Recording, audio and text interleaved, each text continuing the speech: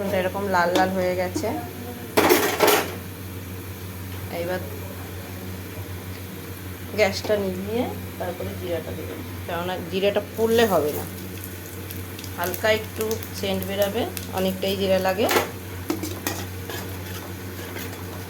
ওইখানে একটা জবা আছে গো, কারি পাতার ওখানে। এবার দিচ্ছি আমি রাইসটা।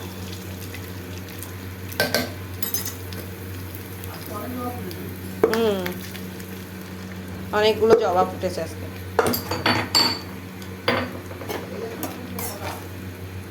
সাদা আছে একটা।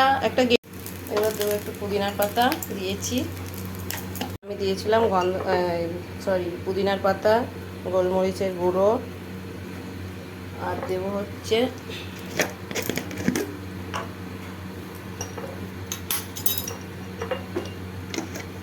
জায়ফল, জয়িত্রীর একটু গুঁড়ো।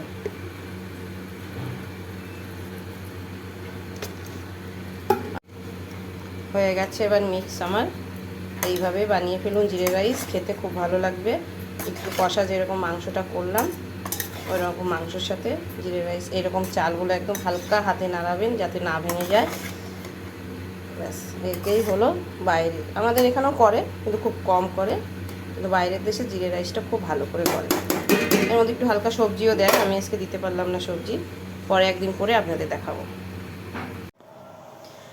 আমি একটু পেঁয়াজের পকোড়া বানাচ্ছি।